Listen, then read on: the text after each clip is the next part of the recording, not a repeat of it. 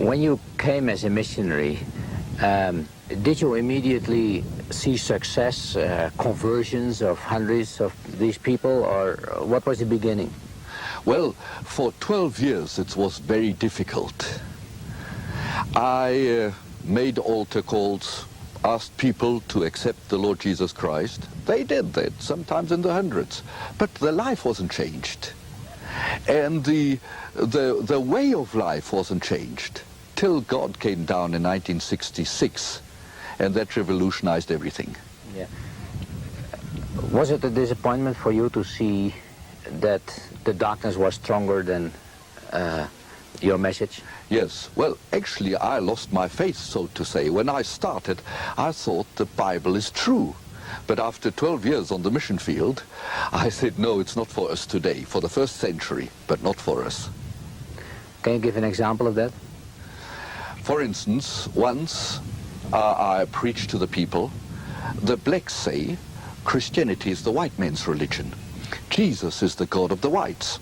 So I prepared a sermon, and I prayed earnestly and said, oh God, assist me to convince these people that Jesus is not just the white man's God, but that he is the Son of God and the Savior of all mankind.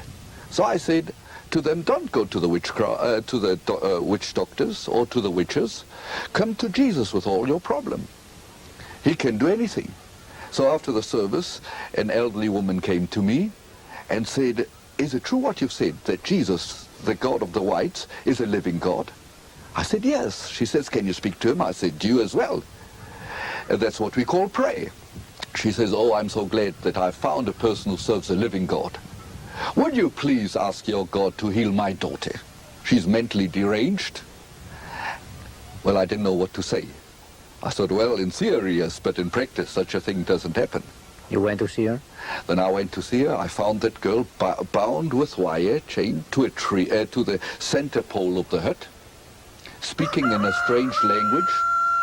And she had been bound for 3 weeks, not eating. And if she gets off that wire, she'd run into the mountains and not come back.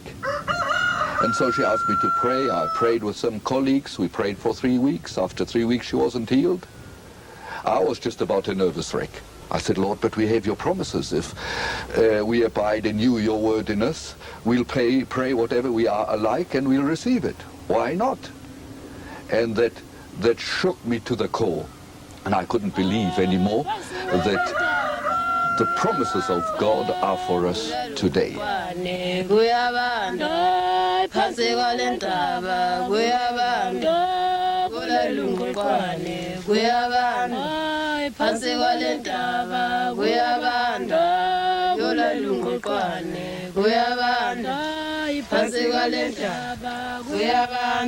to me, it seemed as if I was the most miserable man in this world.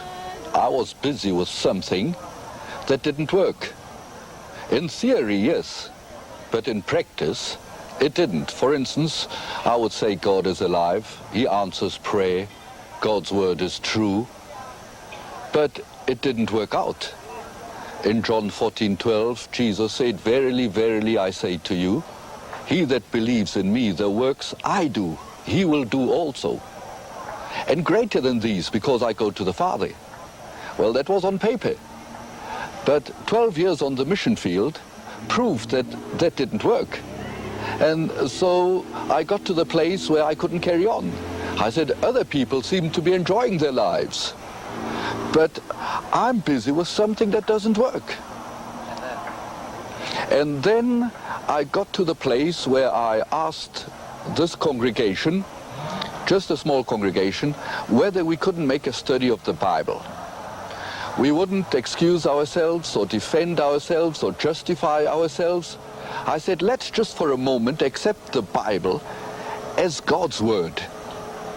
Let's just see whether our Christianity and our life is in accordance with the scripture, with what the Bible says. Well, as we studied God's word and God's standard for us, it touched our hearts, it broke our hearts, and we cried in desperation to God that he should be merciful and work as in the days of old. And as God was working in our midst, through his word, the Spirit of God suddenly started working. He came over this place, over us, like the rushing of a mighty wind. Exactly as written in the Bible. Yes, and then he literally went into the houses and brought the people. No church bells ringing, no invitations, they just came. And he started with a very stronghold of evil. The first person that came was a witch who had a training center for witches, who walked for 7 kilometers. And she says, I'm bound with chains of hell. Can Jesus set me free? After her, the next one. Day and night they came. To this very day, it's now 21 years, and more are coming than ever before. And was she set free? And she was set free completely. She surrendered her life to Christ. She was prayed for, and she was set free. And you know what the expression of a face of an old witch is like. But when Christ came into her life, it changed, and she looked like a saint who had lived in the presence of the Lord for years. She says, oh, it's so wonderful, Lord Jesus, that you've set me free. So what you couldn't do to the girl for 3 weeks, praying and talking with her, it was done immediately after. Within 2-3 days, more happened than the previous 12 years of hard labor on the mission field. You spoke about the outpouring of the Holy Spirit, like experiencing a rushing wind. What do you mean by that? What do you really experience? Well, actually, we didn't pray for the rushing of the wind. We just prayed that God would come down. And you were all inside? We were all inside. We were busy with the Word of God, and we're convicted by the Word of God and the Spirit of God of our shortcoming, of our failure. And the Holy Spirit convicted us to such an extent that we started confessing. People were convicted and they made restitution. And that was the preparation. And strangely, as God was working in our midst, he was working outside as well, bringing in the people. They couldn't sleep at night. They'd come in the morning. They couldn't go to work. They say, we've got no rest, no peace. Can we get right with God? We have stolen, we have sinned, we have murdered. We've committed such and such things. Can God forgive us? We could tell them, yes, that's why Jesus died. The blood can forgive us our sins. And they'd come and their lives would be transformed. They'd go home, new people.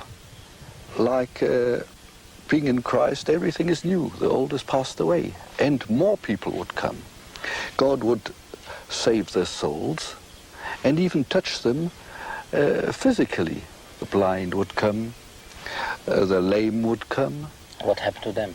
And God would touch them while the word would be preached. Many would be healed before they were even prayed for, specifically for the sickness. While making their life right with God, repenting, confessing their sin, putting things right that are wrong, God's power was let loose and is let loose, and then he works in a way that passeth our understanding. You mean, did you organize a kind of a healing service? We've never held a healing service to this very day. We just preach the word, and then God works. You said blind people came, and what happened to them? Well, in one instance, there were 10 in a certain meeting, and all received their sight. Is that right? And the wonderful thing is, there was a woman about 45 kilometers away who wanted to have been there, but didn't have the possibility to come. And the time when these 10 were healed, God touched her 45 kilometers away the same time, and she received her sight. I also read in a book about your work that a girl that died was brought back to life again. Yes, that was Lydia. When did it happen? In 1973. As she died in the afternoon, late in the evening, the Lord brought her back to life again. And did you pray for her resurrection? No, we just cried to the Lord. and committed everything into his hands and asked him that his will should be done and that he should work according to what he thought right. And then it happened. Ekufeni kwami lapho ngifike ezulwini ngahlangana nokukhanya okukhulu. And after my death, when my soul left my body, I came to heaven, and there I met with a great light that I didn't know before. Lokhu kukhanya bekuJesu uqobo. And Jesus himself was the light of this place. Lokhu kukhanya bekukhanyisa yonke into, kwazi ukubona yonke into. And the light lights up everything. There's nothing hidden in this light. Alikho indiya, akekho umuntu omnyama, akekho omhlophe, kodwa abantu baguqula bebe esinye isimo. In heaven, there's no Indian, there's no black, there's no white. Everybody is changed and becomes a new person. Khona lapho uJesu wangibiza, wathi nampe ekhaya bayakhala ngawe. Buya ubatshele ukuthi kuphilwa kanjani, kuyikuphi akulindele kumuntu ongumzalwane. And then Jesus called me and he said, I would like you, my child, to return to earth. Look at the people, they are crying. And they are crying because they have lost somebody who was working together with them. Bengiphefumula kakhulu kuhlangana umzimba. When my soul returned to my body, the person who was guarding over me said, I breathed a deep breath and then I sat up in bed and I asked them for some water. They brought me 2 jugs of water, which I finished there and then. I was very thirsty. And they were amazed because I hadn't been able to eat or drink for a few days before my death. Base beqala ukubuya laba kade besemakamelweni bemangele bebonga uNkulunkulu. And those that had been praying in the rooms, they were amazed when they came and found me alive. Ngasukuma khona lapho ngaya ekhishini. And I got up there and then and I walked to the kitchen. Bebemangele bengilandela ngemuva bengazi kwenzekani. And they were amazed. They followed behind me and didn't know what this strange thing was. Ngingathi kukhona ukucela kodwa ucele kabi ngoba bona bebetha ngiphile ngesikhathi ngigula kodwa uNkulunkulu azange alalele lo mthandazo.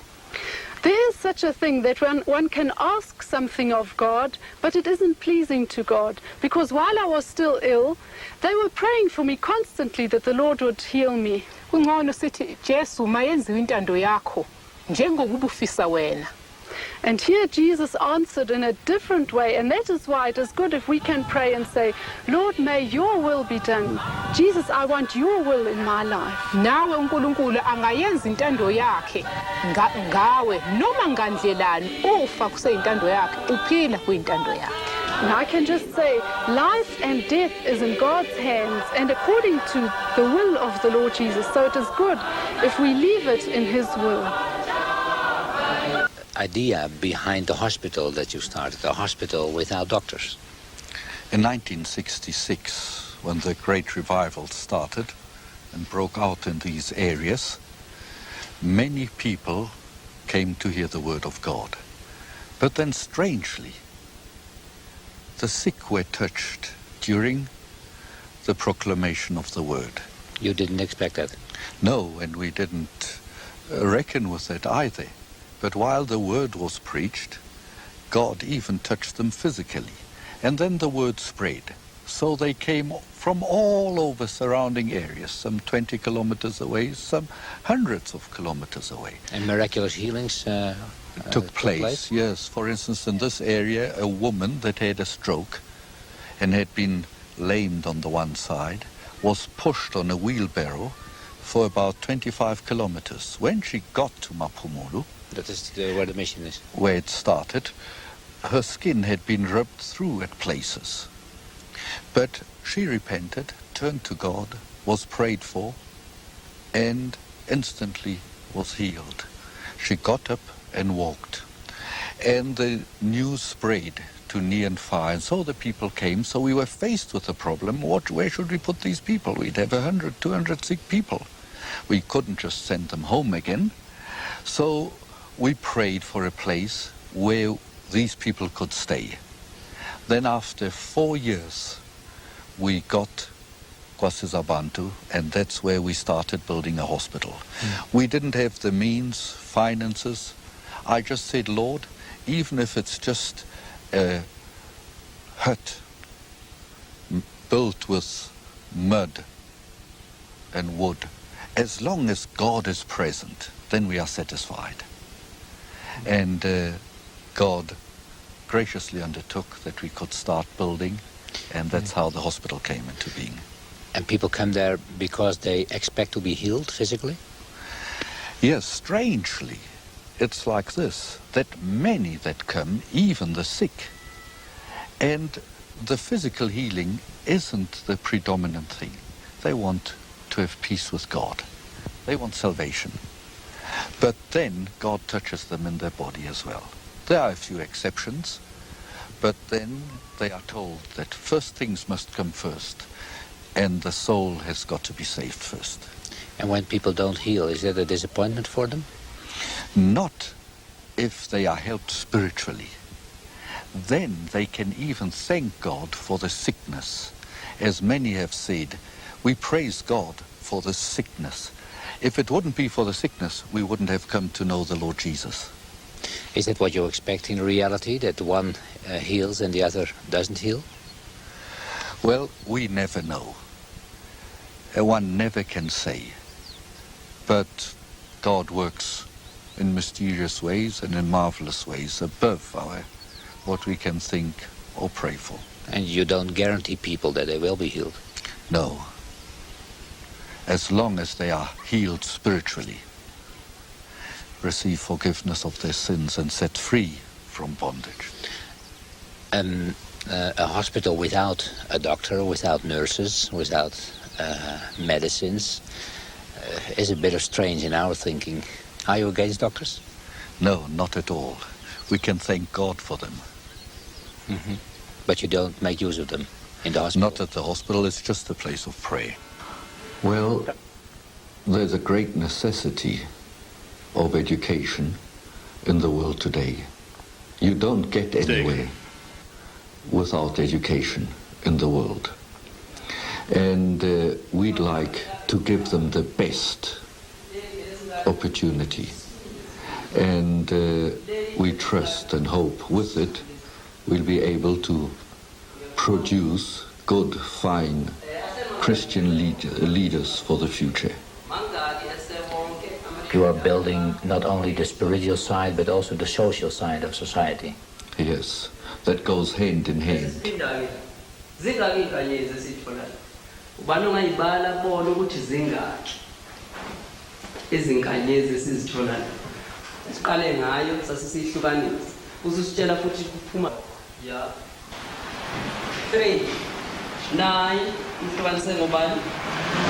When I see you building all these buildings, and this huge building especially, you've got a vision for the future. Yes, well, in actual fact, we are behind time. I just hope that it won't be too small by the time we start. In the past, we had a room for 200, 500, 1,000, and then tens, and always we haven't got enough space. But we are so thankful that the gospel and the word of God is spreading. How big will this hall be, by the way? This auditorium will take 10,000 people. Mm-hmm. I feel that we Christians have failed in the past. Christ meant the gospel to be taken to all the nations and to the whole world. Mm-hmm. And for centuries we've kept it to ourselves, and that's a crime. People have got to know about Christ. And we trust that every Christian will be on fire for the Lord and a witness, so that in turn it will be like have a chain reaction and go through the whole of South Africa, the different nations, and then Africa, and to the rest of the world.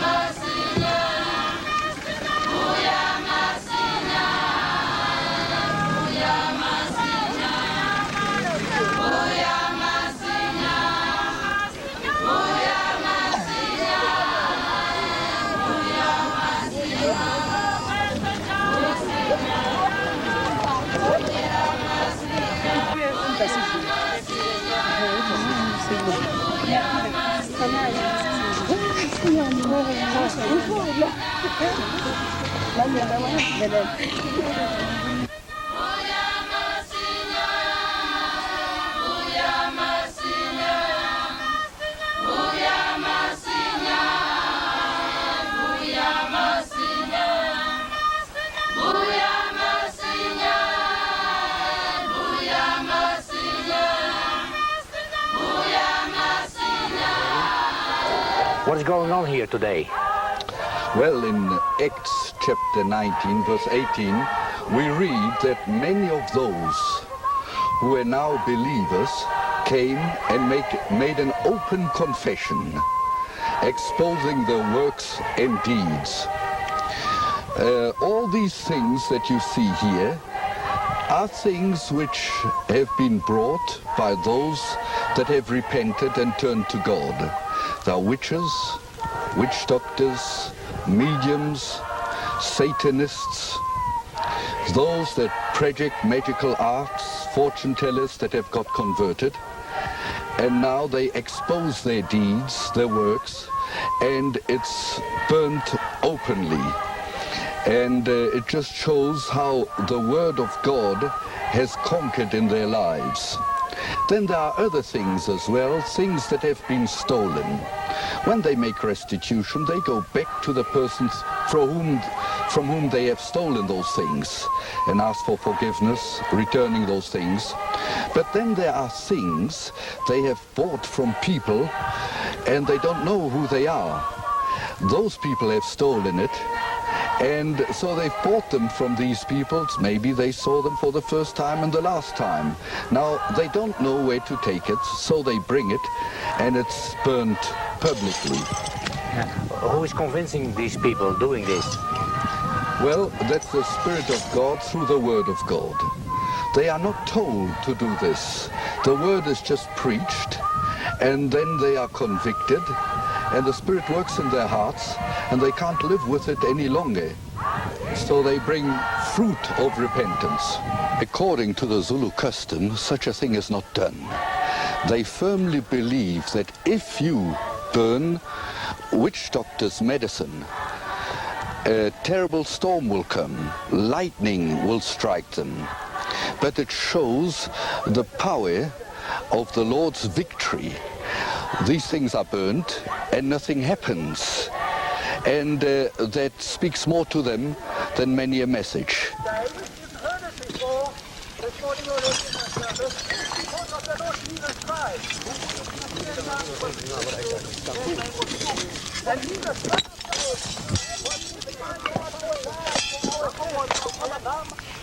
The Bible teaches us that we don't wrestle with flesh and blood, but with powers, principalities, and world rulers in the air.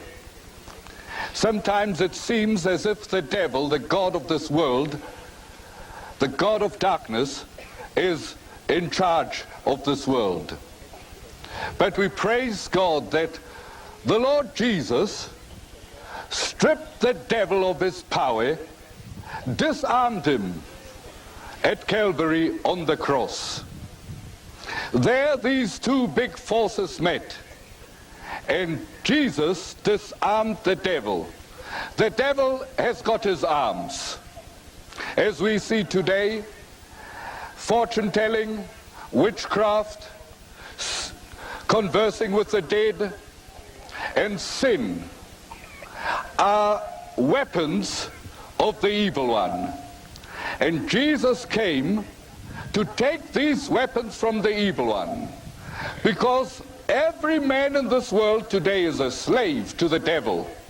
But Jesus came to set us free. We couldn't free ourselves because we were bound with chains of evil. But we praise God that He sent His only begotten Son, Jesus Christ, to set us free.